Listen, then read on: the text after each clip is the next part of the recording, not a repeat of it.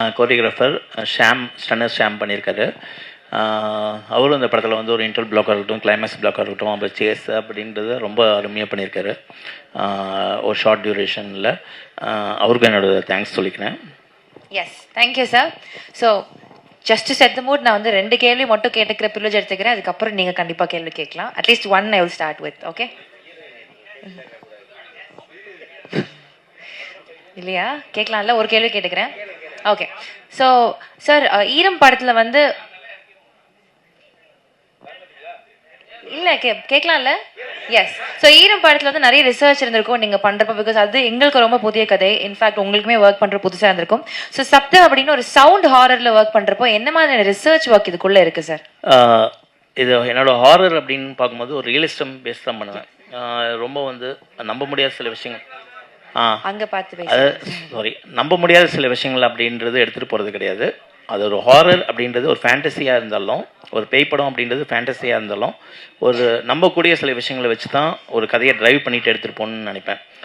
அப்படி எனக்கு யோசிக்கும் போது எல்லாருமே படங்கள் வந்து எனக்கு புக்ஸும் டாக்குமெண்ட்ரிஸ் அப்படின்றது தான் வந்து எனக்கு ரொம்ப வந்து அதிகமாக யூஸ் ஆச்சுன்னு நான் சொல்லுவேன். அது உண்மைக்கு அருங்காமையில் இருந்து எடுத்துகிட்டு போகிற ஒரு விஷயத்த. ஸோ அப்படி தான் இந்த படத்தில் வந்து நான் ரிசர்ச் பண்ணேன் அப்படின்றத நான் சொல்லுவேன். ஸோ இதுக்கு பின்னாடி ஒரு உண்மை சம்பவம் இருக்கா? இல்லை, உண்மையிலே பல விஷயங்கள் சேர்ந்த ஃபேக்ட்ஸ் இருக்குல்ல, உண்மை எலிமெண்ட்ஸ் இருக்குல்ல, உண்மை எலிமெண்ட்ஸ் எல்லாம் சேர்த்து ஒரு கதையை பண்ணது தான் இது ஒரு பாயிண்ட்ல. Thank you sir. சார் அறிவுடன் சார், பேய் பிசாசுனாலே இங்கே பொதுவாக நிசப்தமான ஏரியாவில் தான் அதிகம் சுழண்டடிக்கும். நீங்க சப்தான் பேர் வச்சிருக்கீங்களே, தமன் இருக்கிறதுனால வச்சிட்டீங்களோ? இல்லை இல்லை, தமன் அப்படின்றது ஒரு மியூசிக்கான விஷயம். சப்தம் அப்படின்போது ஏன்னா ஒரு இடி இடிக்குதுன்னு வைங்க, நமக்கு ஒரு பயம் வருது இல்லை. திடீர்னு வந்து யாராவது நீங்கள் தனி ரூமில் இருக்கும்போது நம்மளுக்கு கதவு படாதுன்னு எதுவுமே இல்லாமல் ஒரு சாத்தும் போது ஒரு சின்ன ஒரு பயம் இருக்குல்ல, அந்த ஒரு பயம்தான் இந்த படத்தில் வந்து ஒரு சத்தத்தை வச்சு நான் பண்ணியிருக்கேன் ஒரு பாயிண்ட்ல. ஹீரோ சார், ஆதி சார், நீங்கள் ஒரு அழகான ஹீரோயின் வந்து நிக்கி கல்யாணி கல்யாணம் பண்ணீங்க. கல்ராணி சார், நிக்கி கல்ராணி. ஓகே. இந்த படத்தோட பேக்ரவுண்ட்ல எங்கேயுமே ஹீரோயின் இல்லை. நீங்க பேசும்போதும் சரி, டைரக்டர் பேசும்போதும் ஹீரோயின் படத்துல 3 பேர் இருக்காங்கன்னு நினைக்கிறேன். யாரை பத்தியும் பேசல. ஏன், என்னாச்சு? ஹீரோயின் உங்களுக்கு ஹீரோயின் யாரோ புறக்கணிக்காங்களா? இது அதுக்கான படம் கிடையாது சார். ஹீரோக்கே ரெக்கையை போட்டாங்க பாருங்க. இது அந்த ஹீரோ ஹீரோயின் அப்படி பட்ட படமா இருந்தா கண்டிப்பா பண்ணிருப்பாரு. இந்த கான்செப்டை கன்வே பண்ணணும்னு ஒரு போஸ்டர் டிசைன் சார். அடுத்த படத்துல கண்டிப்பா ஹீரோயினோட. மெயினாக என்னென்னா, இப்போ வந்து ஃபார் எக்ஸாம்பிள் சிம்ரன் லைலா அப்படின்றது வந்து ஒரு அப்போ வந்து எவ்வளோ பெரிய முன்னணி நடிகைகள் இன்றைக்கி வரைக்கும் ஒரு மதிப்பு மரியாதை அவங்கள்ட்ட இருக்குது அப்படின்றது உங்களுக்கு நல்லாவே தெரியும் ஒரு பாயிண்டில். ஸோ இந்த கதைக்குள்ளே வர்றாங்க அப்படின்னா அவ்வளோ சீக்கிரம் ஈஸியாக வந்துட மாட்டாங்க ஒரு பாயிண்டில். அதாவது இந்த கதைகள் வந்து ஓகே பண்ணி வர்றது அப்படின்றது. ஸோ எத்தனை காட்சிகள் அப்படின்றத விட என்ன மாதிரியான கேரக்டர், எந்த மாதிரியான ஒரு ஆழம் இந்த டெப்த்துக்குள்ளே வந்து அந்த கதைக்குள்ளே இருக்குது அப்படின்றனால தான் உள்ளே வருவாங்க. அப்படி தான் 2 பேருமே வந்து ஓகே சொல்லி இந்த கதைக்குள்ளே வந்திருக்காங்க. ஸோ ஃபஸ்ட்டு முதல் முறையாக வந்து சிம்ரன் அவங்களும் சரி, லைலா அவங்களும் சரி, முதல் முறையாக வந்து ஒரு ஃபஸ்ட்டு கான்டாக்டே வந்து இந்த கதை படத்து மூலம் தான். ஆனால் படத்துக்கான முழு உழைப்பையும் வந்து அவங்க வந்து சூப்பராக கொடுத்துருக்காங்க ஒரு பாயிண்டில். இன்றைக்கி வந்து ஃபஸ்ட்டு அந்த அவுட்புட்டும் பார்த்துட்டாங்க. இன்ன வரைக்கும் வந்து ஒரு பெரிய ஒரு வெல்விஷராக இன்ன வரைக்கும் படத்தை வந்து பாராட்டி அதை நல்லா கண்டிப்பாக டெஃபினட்டாக வந்து ஆடியன்ஸ் எடுத்துகிட்டு போவோம் அப்படின்றது 2 பேரோட என்கரேஜ்மெண்ட்டும் இந்த படத்துக்கு இருக்குது ஒரு பாயிண்டில். ஸோ கரெக்டான டைமில் நாங்கள் எல்லாருமே வந்து மீட் பண்ணுவோம் ஒரு பாயிண்டில். அதான் சார். ஆதி சார், கல்யாணத்துக்கு முன்னாடி ஈரம்ன்ற பேய் படத்தில் நடிச்சிங்க, கல்யாணத்துக்கு அப்புறம் சப்தம் பேய் படத்தில் நடிச்சிருக்கீங்க. ரெண்டுத்துக்கும் என்ன டிஃபரன்ஸ் பாக்குறீங்க? அதாவது கல்யாணத்துக்கு முன்னாடி பேய் படம், கல்யாணத்துக்கு அப்புறம். அதான் சொன்னேன்ல சார், கல்யாணத்துக்கு முன்னாடி பேய் மேல நம்பிக்கை இல்லை, கல்யாணத்துக்கு அப்புறம் இல்ல சார், நீங்க நினைக்கிற மாதிரி இல்லை சார். டேரக்டர் சார், படம் பிரமாதமாக பண்ணியிருக்கீங்க, எல்லாம் நல்லா பிரமாதமாக இருக்குது. இந்த சப்தம்னு இந்த டைட்டில் வந்து பளிச்சுன்னு தெரிகிற மாதிரி மக்கள் ரீச் ஆகுற மாதிரி இல்லையே.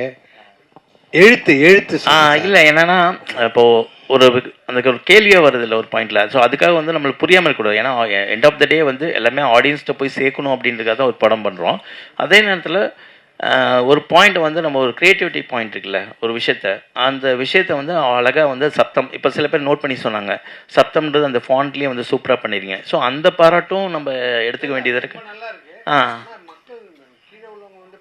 இல்லை, அந்த இதுக்கு இது கொடுத்து தான் வந்து மதிப்பு கொடுத்து தான் வந்து ஃபஸ்ட்டே சொன்னாங்க எங்களுக்கு படிக்கிறதுக்கு முடியலன்னு. அப்போ தான் ஸ்பாண்ட்டை வந்து இன்னும் கொஞ்சம் பெருசு பண்ணோம். நாங்கள் பெருசுனா கொஞ்சம் இன்னும் புரிகிற மாதிரி கொஞ்சம் பண்ணோம் ஒரு பாயிண்டில். அதுக்கு மதிப்பு கொடுத்து நாங்கள் ஒன்று பண்ணியிருக்கோம் ஒரு பாயிண்டில். சார் சார் படத்தில் வவ்வாலுக்கு என்ன பங்கு இருக்கு? படத்தில் வௌவால் கண்டிப்பாக ஒரு பங்கு இருக்குங்க ஒரு பாயிண்டில். அதாவது ஒரு சப்தம் அப்படின்ற ஒரு பாயிண்ட்டுக்கும் வௌவாலுக்கும் பேய் படத்துக்கான ஒரு சின்ன ஒரு கனெக்டிங் பாயிண்ட் வந்து இந்த படத்தில் கொடுத்துருக்கோம் ஒரு பாயிண்டில். அது கண்டிப்பாக சும்மா ஒரு ஒரு படத்துக்காக வந்து சும்மா சம்மந்தம் இல்லாமல் யூஸ் பண்ணுறதில்ல. ஒரு பேய் படம்னா உடனே வௌவால் யூஸ் பண்ணியிருக்கோம் அப்படின்றது கிடையாது. ஒரு பேய் படம்னா வந்து வௌவால், இடி, மின்னல், அதுக்கப்புறம் எல்லாமே காமிப்போம். ஒரு பாலடைஞ்ச பங்களா அப்படின்றது அது அப்படிலாம் இல்லாமல் இந்த வௌவால் அப்படின்றது வந்து ஒரு பாயிண்டில் வந்து கரெக்டான ஒரு மீனிங்ஃபுல்லாக கொடுத்துருக்கோம் ஒரு பாயிண்டில். சார் ஈரம்ன்ற படத்தில் வந்து ஒரு தண்ணியில் வச்சு பண்ணீங்க நீங்கள். இப்போ இதில் வந்து இந்த வவ்வால் சம்மந்தப்பட்ட எல்லாத்தையும் வச்சு பண்ணுறீங்களே, அதனுடைய என்ன கதை சொல்லுங்களேன். கதை உங்களுக்கு டெய்லரில் கொஞ்சம் சொல்லியிருக்கோம். இப்போ நீங்கள் பேய் கதை இந்த கதையை வந்து செலக்ட் பண்ணி எடுக்க காரணம் செலக்ட் பண்ண காரணம் தான். எப்படின்னா வந்து எல்லா டேரக்டருக்கும் வந்து ஒரு சின்ன ஒரு அடையாளத்தை வச்சுட்டே போவோம். இப்போ ஈரம் வந்து தண்ணீரில் ஒரு பேய் அப்படின்னு சொல்லும்போது ஒரு பெரிய ஒரு வந்து ஒரு அப்ரிஷியேஷன், ஒரு பாராட்டு கொடுத்தீங்க, ஒரு இடம் கொடுத்தீங்க. ஸோ இப்போ அடுத்து ஒரு பேய் படம் கொடுக்கும்போது ஒரு சவுண்டு பேஸ் பண்ணி ஒரு சேலஞ்சிங்காக ஒரு படத்தை கொடுக்கணும் அப்படின்ற ஒரு பாயிண்ட் தான். கதை February 28 சார். சார் ஆதி சாருக்கு வந்து ஈரம் கொடுத்தீங்க. ஸோ அது வந்து மக்கள் மனசில் ஈரமாக நல்லா வந்துச்சு உங்களுக்கு கூட்டம்லாம். சப்தம் அது வந்து அவர் சினிமா கேரியரில் வெற்றி சப்தமாக மாறதுக்கான வாய்ப்பு இருக்கா? கண்டிப்பாக எந்த ஒரு படம் ரிலீஸ்க்கு முன்னாடி எந்த ஒரு டைரக்டர் கேட்டாலும் கண்டிப்பாக படத்து மேலே ஒரு நம்பிக்கையில் சொல்லுவாங்க. எங்களால் வந்து ஒரு நம்பிக்கை வந்து 100% வைக்க முடியும். ஒரு நல்ல படம் கொடுத்துருக்கோம், அது படம் ரிலீஸுக்கு முன்னாடி ஒரு அருமையான படம் கொடுத்துருக்கோம், நல்ல படம் கொடுத்துருக்கோம். அது வந்து நான் சொல்கிறதில்ல, படம் பார்த்தவங்கள வச்சு தான் நான் சொல்கிறேன் ஒரு பாயிண்டில். ஸோ அந்த விதத்தில் வந்து ஆதிக்கும் சரி, எனக்கும் சரி, இந்த டீம் மெம்பர்ஸ்க்கும் சரி, இந்த படம் வந்து நல்ல ஒரு அடையாளத்தை கொடுக்கும் அப்படின்றது நான் நம்புகிறேன். ஒரு லைட்டிங் சொன்னீங்க பேசிகிட்டு இருக்கும்போது. ஸோ மணிரத்னம் சார் வந்து லைட்டிங் மெயினாக பார்ப்பார். அவர் வந்து அந்த பிங்க் கலர் அதெல்லாம் இருக்கும், ஓம் கண்மணி அந்த மாதிரிலாம். ஸோ அதேமாரி உங்கள் ஈரம் படத்துலையும் ப்ளூ ஷேடு சொன்னீங்க, இதுலேயும் ப்ளூ ஷேடு ப்ளஸ் அந்த ஓம் சொல்லியிருந்தீங்க. லைட்டிங் எவ்வளோ முக்கியம்?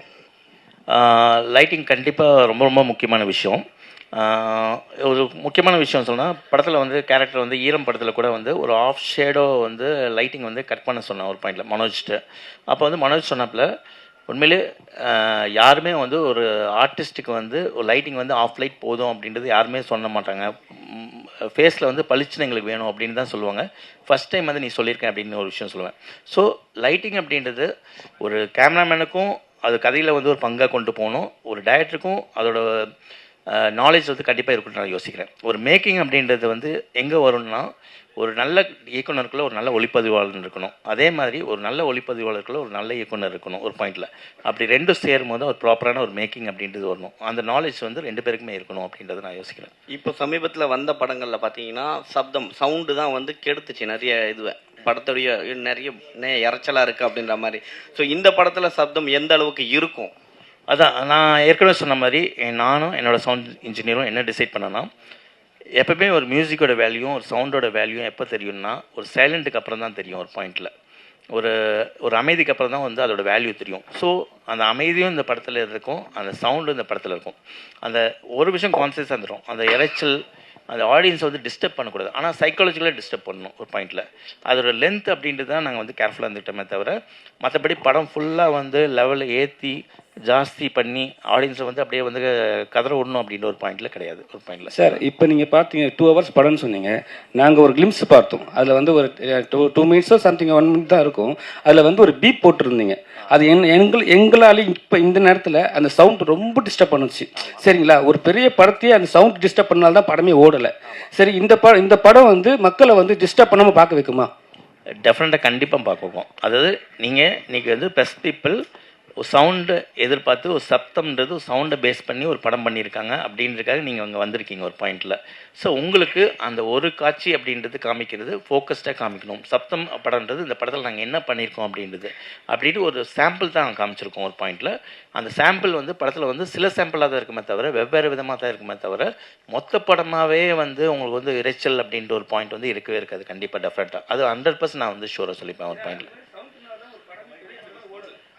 அது இல்லை என்னென்னா ஒவ்வொன்றுமே வந்து அது கதையோட தன்மை தான் ஒரு பாயிண்டில். அது எல்லாம் சேரும் போது தான் வந்து உங்களுக்கு வந்து அது சவுண்டு வந்து முதன்மையான தன்மையாக அப்படின்னு மாறிடுச்சு. ஆனால் ஒரு படம் வந்து தோல்வி அடையதோ வெற்றி அடையதோ சவுண்டில் கிடையாது ஒரு பாயிண்டில். ஏன்னா அது உண்மையிலே பேஸ்லேயே வந்து ஃபண்டமெண்டலாகவே வந்து சில விஷயங்கள் வந்து தப்பாக இருந்திருக்கும் அப்படின்ற ஒரு பாயிண்டில் யோசிக்கிறேன். அந்த ஃபண்டமெண்டல் பேஸ்லேயே வந்து ஏன்னா ஒரு டெக்னீஷியன்ஸ் வந்து எந்த அளவுக்கு உழைப்பு போட்டிருந்தாலும் ஒரு கதை ஒரு படம் வந்து பேஸ்லேயே வந்து ஃபண்டமெண்டலாக தப்பாச்சுன்னா அங்கே மிஸ் ஆகும்போது எது பிரதானமாக இருக்கோ அதை வந்து ஆட்டோமேட்டிக்காக இதாயிரும் ஒரு விஷயம் சொல்லுவாங்க. அதுதான் பாயிண்ட். சார் அறிவுலங்க சார், யூஸ்வலாக ஹாரர் படம் அப்படின்னாலே ஒரு யூஸ்வல் டெம்ப்ளேட் ஒன்று இருக்கும். அதை வந்து பிரேக் பண்ணி தான் நீங்கள் ஈரம் படத்தில் காமிச்சிருப்பீங்க. இதில் அது மாதிரி இருக்கும். ஆனால் தாண்டி இதை ரிவெஞ்ச் வழக்கமான அந்த பழிவாங்கிற ரிவெஞ்சாகவே இருக்குமா இல்லை ஏதாவது? அதாவது ரிவெஞ்ச் அப்படின்றது சொல்கிறத விட ஒரு கோபம் அப்படின்னு ஒன்று இருக்கும். அதாவது வந்து ஒரு கோபம்ன்றது அது வில்லனுக்கு மட்டும் வராது, ஒரு ஹீரோக்கும் கோபம் இருக்கும், ஒரு படத்தில் இருக்க ஒரு வில்லனுக்கும் கோபம் இருக்கும் அப்படின்ற ஒரு பாயிண்டில்.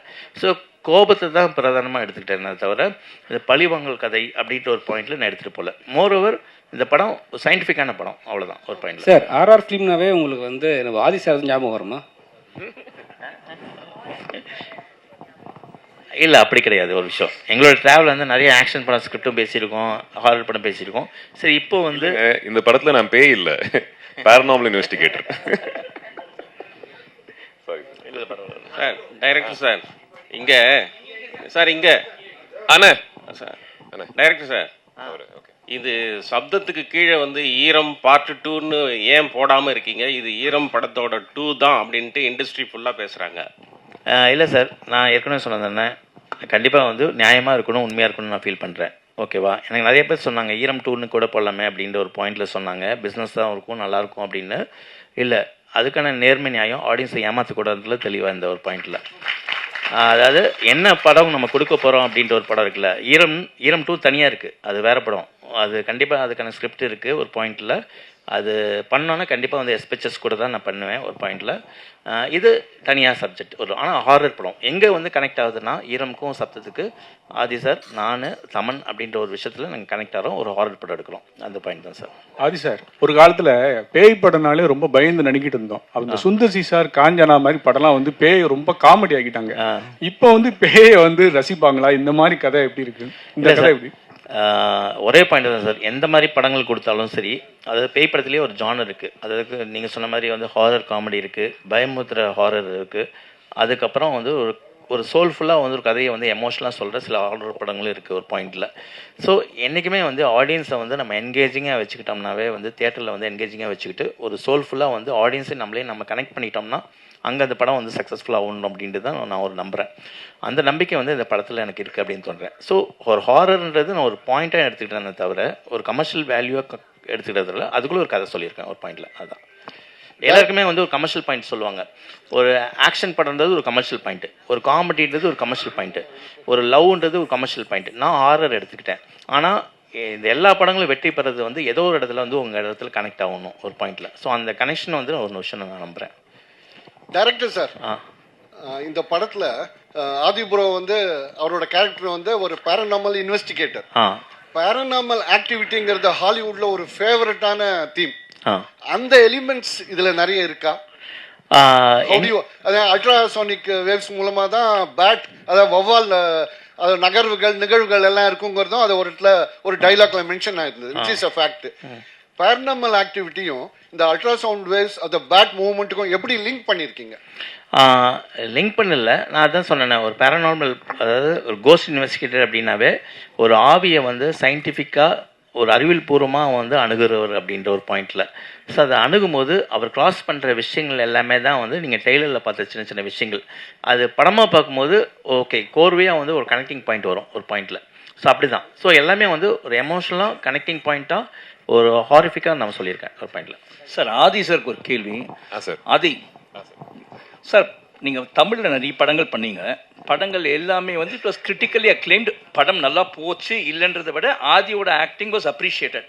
பட் இருந்தாலும் ஏன் உங்களோட வாய்ப்புகள் இங்கே கம்மியாக இல்லை யூ சூஸ் ஃபிலிம்ஸா எனக்கு இந்த மாதிரி தான் பண்ணணும் அப்படின்ற ஒரு கட்டாயத்தில் இருக்கீங்களா? நீங்கள் வாய்ப்புகள் தான் கம்மிங்க. அதுக்கான காரணம் என்னவா நீங்கள் பார்க்குறீங்க சார்? தெரிலங்க, அது எனக்கு தெரியல. நான் ஓடிக்கிட்டு தான் இருக்கேன், கால் வலிக்கல, இன்னும் ஓடிக்கிட்டே இருப்பேன். ஐ திங்க் எக்ஸ்பெக்ட் பண்ணுறேன் நல்ல படங்கள், நல்ல வாய்ப்பு, நல்ல ப்ரொடக்ஷன் ஹவுசஸ்லேருந்து வரும்னு எக்ஸ்பெக்ட் பண்ணுறேன். என் வீடு இங்கே தாங்க, நான் எங்கேயும் போகல. நான் தெலுங்கு படம் பண்ணணுன்னா ஃப்ளைட் ஏறி ஷூட்டிங் பண்ணிட்டு திருப்பியும் வீட்டுக்கு தான் வருவேன். ஸோ இங்கே தான் இருக்க போகிறேன். நல்ல வாய்ப்புகள் வந்தால் அதிகமான படங்கள் பண்ணணுன்ட்டு எனக்கு ஆசையாக இருக்குங்க. சார் டைரக்டருக்கு ஒரு கேள்வி சார். பேரனார்மல் இன்வெஸ்டிகேட்டர் அப்படின்னு சொல்லி சொன்னீங்க. ஓகே, அப்படின்னா வந்து நீங்கள் வந்து இந்த ஆவிங்களோடையோ இல்லை அந்த ஸ்பிரிட்ஸ் கூட பேசுறது அப்படின்னு. பட் என்னை பொறுத்த வரைக்கும் நான் ஒன்று கேட்குறேன் sir, isn't it cruelty to the ஸ்பிரிட்ஸ்ன்ற மாதிரி பார்க்கக்கூடாதா? ஏன்னா நீங்கள் வந்து ஒரு ஸ்பிரிட்ன்றது ஒருத்தர் இறந்ததுக்கு அப்புறமா இருக்கு, அவங்க அமைதியாக இருக்க வேண்டிய ஒரு கட்டாயத்தில் தான் இருக்காங்க. அப்படி இருக்கும்போது நீங்கள் அவங்க கிட்ட போய் பேரனார்மல் இன்வெஸ்டிகேட்டரா நீங்க சொல்றீங்க, இல்லைன்னா யாரும் சிலர் வந்து நிறைய பேர் இருக்காங்க போய் ஆவி கிட்ட பேசணும்ல, அப்படி போய் பேசும்போது doesn't it disturb the spirits? அவங்களோட பீஸ் நீங்க கெடுக்கிற மாதிரி இல்லையா? இந்த படமா போச்சு சார், பட் நீங்க இந்த படம் பண்ணதுனால அதை நான் உங்களை கேட்கறேன் அந்த ஒரு கேள்வி. இல்லை ஆக்சுவலாக பார்த்தீங்கன்னா ஒரு டிஸ்டர்ப் பண்ணுற ஆவி அப்படின்றது தான் வந்து இவரோட இதுவே போகுது. அது ஒரு பேரனார்மல் இன்வெஸ்டிகேட்டர் அப்படின்றது இவர் எடுத்துகிட்டு போகிறது பாயிண்ட்ல. அதாவது இன்னொரு கேட்டகரி இருக்குது, அதாவது ஆவி கூட ஜென்ரலாக பேசுறது. அதாவது ஒரு ஆவி கூட வந்து நம்ம போய் பேசலாமா, சில சொல்யூஷன் கிடைக்கணும் அப்படின்றதுக்காக தான் நம்ம போகிறோம். அது ஏதோ ஒரு இடத்துல நம்மளை கூட கம்யூனிகேட் பண்ணிட்டு இருக்கும்போது தான் நம்ம திருப்பி கம்யூனிகேட் பண்ணுறோம். நாமளே போய் வாலண்டரியாக வந்து நம்ம போய் வந்து சரி இந்த ஆவிட்ட போய் பேசலாம் அப்படின்ற ஒரு பாயிண்டில் இல்லை. ஸோ நம்மளுக்கு வந்து ஒரு ஏக்கம் இருக்கும் ஒரு பாயிண்டில். அதாவது அது சொந்தத்துலேயாக இருக்கட்டும், அதுக்கப்புறம் வந்து யாராவது நம்மளை டிஸ்டர்ப் பண்ணாலும் சரி, அப்போ வந்து ஒரு ப்ராப்பர் கம்யூனிகேட்டராக ஒரு அறிவியல் பூர்வமாக வந்து இவரோட பங்கு வந்து இவரோட பணி வந்து இருக்கும், ஜாப். அப்படி தான் அதோட டிஸ்டர்ப் பண்ணும்போது தான் அதோட நோக்கமே வந்து இவங்க வந்து உள்ளே போகிறாங்க ஒரு பாயிண்டில். அது படத்துலேயே ரொம்ப அழகான சீன்ஸ் ஒன்று ரெண்டு இருக்குங்க, நீங்கள் கேட்குற விஷயம் கன்வே பண்ணும். அதாவது சார் சொன்ன மாதிரி அந்த சில ஆவிகள் வந்துட்டு எனர்ஜி வந்துட்டு கம்யூனிகேட் பண்ணணும்னு கூட ட்ரை பண்ணும். அது அவங்களுக்கு எப்படி கம்யூனிகேட் பண்ணணும்னு தெரியாது. So maybe he can be a bridge to communicate. இல்லை, பாசிட்டிவாக கூட யோசிக்கலாம் அது. தேங்க்யூ.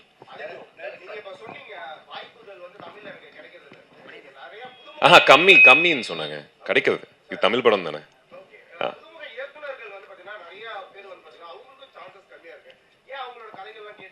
இல்லையாங்க, நான் நிறைய புதுமுகங்களோட தான் பண்ணியிருந்தேன். அரவிந்த் சாரோட ஃபர்ஸ்ட் படம். இல்லை, இது ஆக்சுவலாக நான் சொல்லணும்னா ஒரு பாயிண்டில் வந்து நான் ஒரு ஆஃபீஸ் போயிருக்கேன்.